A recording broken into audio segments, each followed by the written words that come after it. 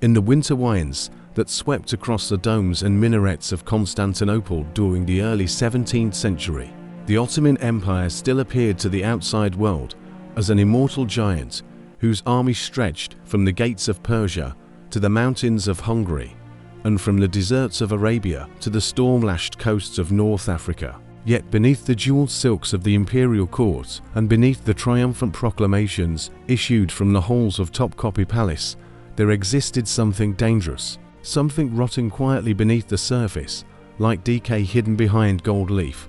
Because the empire of Suleiman the Magnificent was no longer the empire of Suleiman's certainty and discipline, and in its place had emerged a court poisoned by factional rivalries, military corruption, palace conspiracies, and rulers who often ascended the throne as frightened prisoners rather than seasoned warriors. Into this tense and unstable world was born Osman II in 1604, the son of Sultan Ahmed I and Mafiruz Hatis Sultan.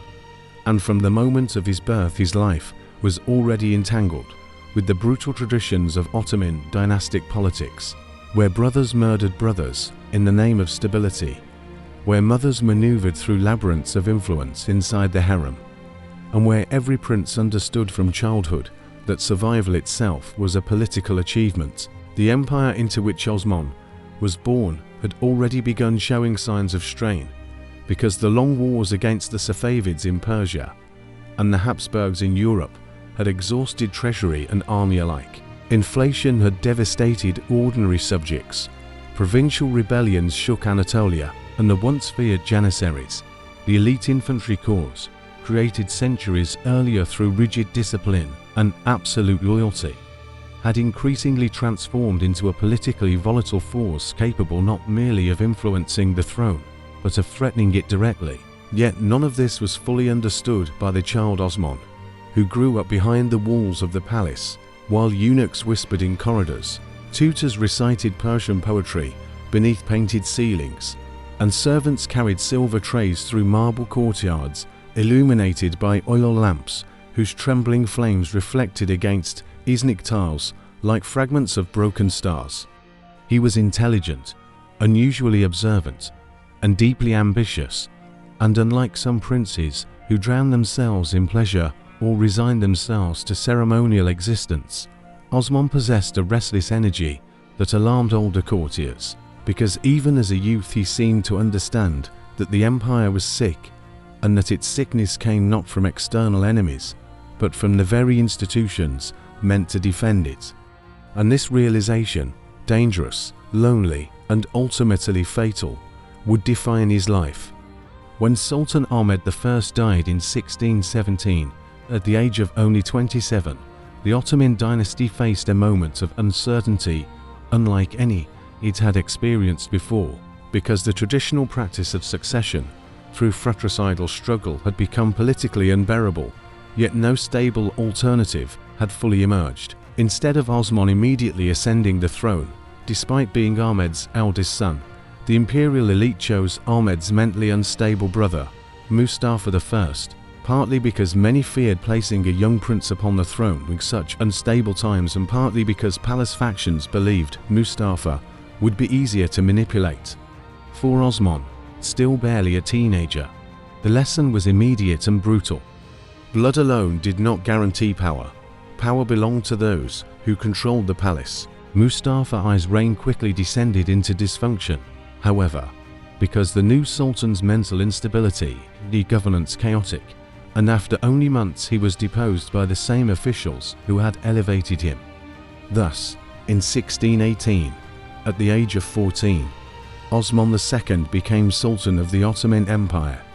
He was astonishingly young for the burden placed upon him.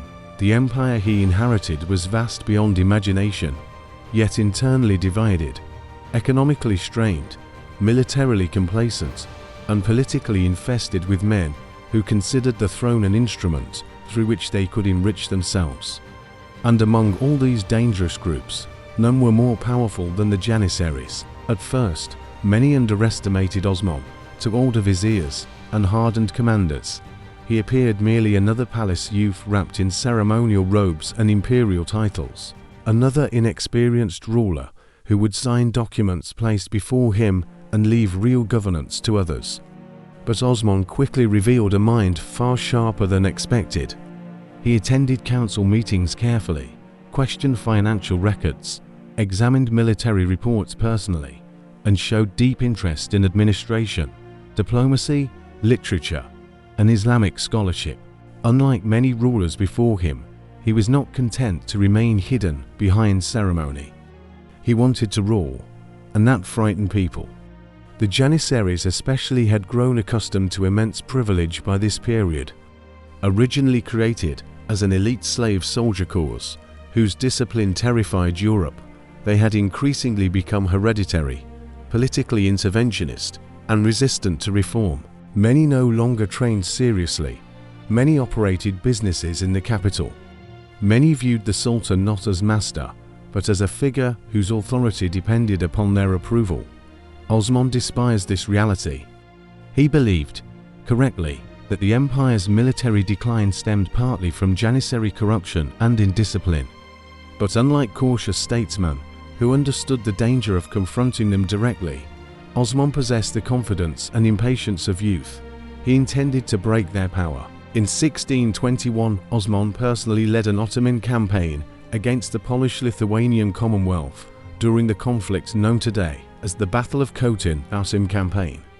For centuries, Ottoman sultans had enhanced their legitimacy through military leadership, and Osman hoped victory would strengthen both his prestige and his authority over the army. The campaign began with grandeur. From Constantinople marched an immense imperial host composed of Janissaries, Sepoy cavalry, provincial levies, artillery units, and the allied Crimean Tatars beneath banners embroidered with Quranic verses and crescent moons. The roads thundered beneath thousands of marching feet. Drums echoed across valleys. Messengers galloped through dust clouds carrying commands. Imams prayed before columns of soldiers, while blacksmiths hammered horseshoes beside riverside camps. And at the center rode Osman II himself, young, proud, and determined to prove that he was not merely a palace prince, but a warrior sultan worthy of his ancestors. Yet the campaign soon exposed the empire's deep military problems. The Polish-Lithuanian forces under Grand Hetman Jan Karol Chodkiewicz fortified themselves near Hotin, along the Dniester River, constructing powerful defensive works that repeatedly repelled Ottoman assaults. Again and again, Ottoman attacks crashed against entrenched defenders. Cannons roared across muddy fields. Arrows darkened the sky. Men drowned in blood-soaked trenches, while cavalry charges shattered beneath gunfire. The Janissaries, once legendary for discipline and ferocity, increasingly displayed hesitation, disorder, and outright insubordination. Osman watched in fury as officers argued, soldiers disobeyed commands, and opportunities slipped away. The young sultan had expected glory. Instead, he encountered humiliation. Though the campaign ended with a negotiated peace rather than catastrophic defeat, Osman returned to Constantinople deeply embittered. He no longer merely suspected the Janissaries were corrupt, he knew it. And from that moment onward, he began imagining reforms so radical that they would eventually cost him his life. After returning from Chosin, Osman became increasingly determined to create a new military force loyal directly to him rather than to entrenched Janissary interests. Historical accounts suggest he considered raising fresh troops from Anatolia, Syria, or even among Turkic and Arab populations outside the Janissary system. He also planned a pilgrimage to Mecca, officially an act of piety, but many contemporaries believed the journey concealed political motives. Some feared he intended to use the pilgrimage as cover to raise a loyal army in the Arab provinces before returning to crush the Janissaries. Whether every rumor was true, that is less than the fact that people believed them. And belief in palace politics could kill as surely as swords. Inside Topkapi Palace whispers spread like poison. Janissary Aga spoke secretly with discontented officials. Religious conservatives distrusted Osman's reforms. Courtiers excluded from influence sought revenge.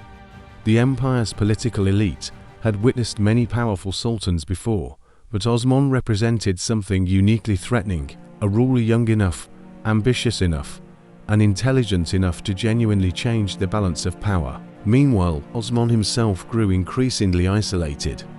He trusted fewer advisors. He became harsher toward opponents.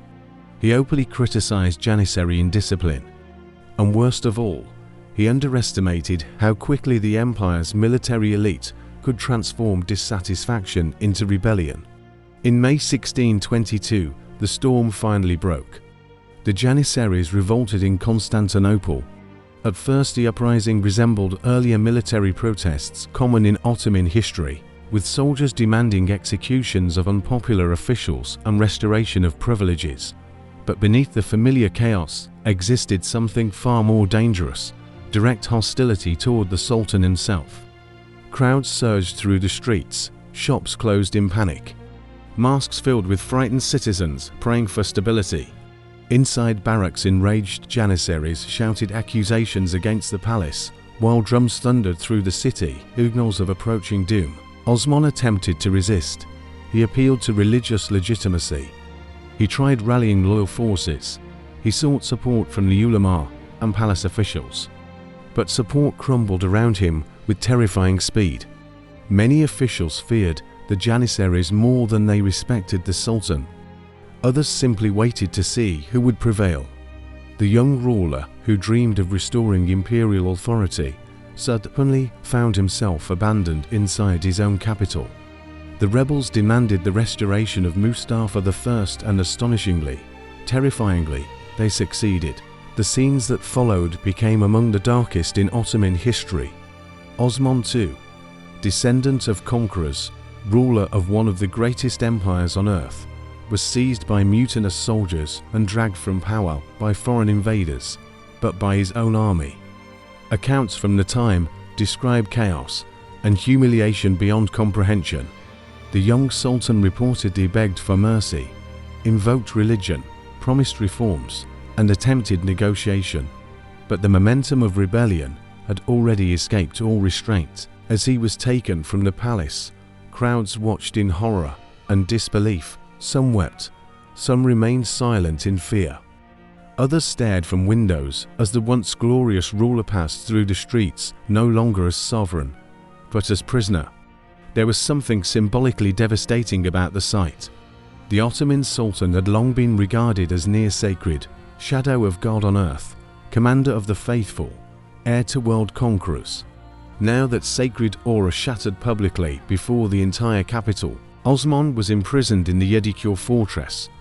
There, amid stone walls and guarded corridors heavy with the smell of damp iron and fear, the fate of the empire's young ruler approached its terrible conclusion. On May 20, 1622, Osman II was murdered. The exact details remain contested in sources, but the essential truth is undeniable. A reigning Ottoman Sultan was killed by his own subjects. For the empire, this was a catastrophe not merely political but psychological. According to traditional accounts, executioners strangled Osman, the brutal treatment and humiliation. Some stories claim he fought desperately, others describe him pleading for life. Still others recount horrifying details of physical abuse meant to destroy imperial dignity before death itself. What is certain is that he died at only 18 years old, 18, an age at which many princes had scarcely begun adulthood. And yet within those brief years, Osman had attempted to challenge one of the most powerful military institutions in the Islamic world. His death sent shockwaves across the empire. People were horrified not only because a sultan had been killed, but because the old order itself seemed broken. If Janissaries could murder the sovereign who truly ruled the empire, after Osman's death, Mustafa I was restored to the throne, but the political damage proved immense. The empire descended deeper into instability, provincial rebellions intensified, confidence in the central government weakened. The Janissaries emerged temporarily triumphant, yet their victory carried seeds of long-term disaster, because their direct interference in succession politics further undermined imperial authority. Many Ottomans viewed Osman as a tragic martyr. Even some who had opposed him began recognizing the truth of his warnings. regarding military corruption and institutional decay. The irony was cruel. The young Sultan had failed precisely because he understood the empire's problems too clearly and attempted reform too quickly. He had tried to break the chains before securing the strength necessary to survive the struggle. In later Ottoman memory, Osman II became more than merely a failed ruler. He became a symbol. Poets lamented him. Chroniclers debated him. Statesmen studied his mistakes. Some portrayed him as reckless and immature, undone by arrogance and impatience. Others depicted him as a visionary reformer born too early for his age. The truth perhaps lies somewhere between. He was undeniably young, impulsive, and politically inexperienced. He underestimated entrenched power structures. He alienated dangerous factions without securing sufficient allies. Yet he also possessed remarkable intelligence and foresight. Long before later reformers recognized the crisis, Osman understood that the empire's military institutions had decayed profoundly, and in this sense he foreshadowed later Ottoman rulers who would struggle against similar problems for centuries. His reign lasted only 4 years. But within those 4 years appeared the outlines of conflicts that would haunt the Ottoman Empire long afterward. Reform versus tradition, centralized authority versus military privilege, youthful idealism versus entrenched corruption. The Ottoman Empire survived Osman II's death, but something essential had changed forever. The illusion of inviolable sultanic authority had cracked. Janissary political power expanded dangerously in subsequent decades. Palace coups, factional struggles, and military rebellions became recurring features of Ottoman politics throughout the 17th century. Later rulers, including Murad IV, would attempt to restore central authority through terrifying force and ruthless executions. Murad IV in particular learned deeply from Osman's fate. Where Osman had challenged the Janissaries without sufficient fear, Murad ruled through fear itself. He crushed rebellion mercilessly. He executed opponents relentlessly. And in many ways his harsh methods reflected lessons written in Osman's blood. Yet even Murad could not permanently solve the empire's structural problems. The tensions Osman identified remained embedded within Ottoman governance for generations. History often remembers old conquerors, triumphant emperors, and rulers crowned by victory. Yet there is something uniquely haunting about the story of Osman II, because his life unfolded like a tragedy written before he fully understood the stage upon which he stood. He was not defeated by foreign armies. He was not overthrown by rival dynasties. He was destroyed by the empire he tried to save. In the torchlit corridors of Topkapi Palace, he dreamed of renewal, discipline, and restored greatness, believing perhaps that courage and intelligence alone could overcome corruption hardened through decades of complacency. Yet he discovered too late that institutions built over centuries could not be shattered by youthful will alone, especially when those institutions carried swords, controlled the capital, and feared extinction. And so the boy who wished to become a warrior sultan ended his life not upon a battlefield beneath banners of conquest, but inside prison walls, surrounded by his own subjects. His tragedy echoed through Ottoman history long after his death. Every later reformer who confronted entrenched military power walked, knowingly or unknowingly, in Osman's shadow. Every sultan who feared the Janissaries remembered the young ruler they had strangled. And every historian who studies the long decline of Ottoman political stability eventually encounters the ghost of the 18-year-old sovereign who saw the future approaching and died trying to stop it. Osman II was many things: ambitious, flawed, impatient, intelligent, courageous, reckless, but above all he was tragic. Because sometimes the most dangerous person in a decaying empire is not the tyrant who preserves corruption, nor the rebel who destroys openly, but the young ruler who dares to imagine that the empire can still be saved.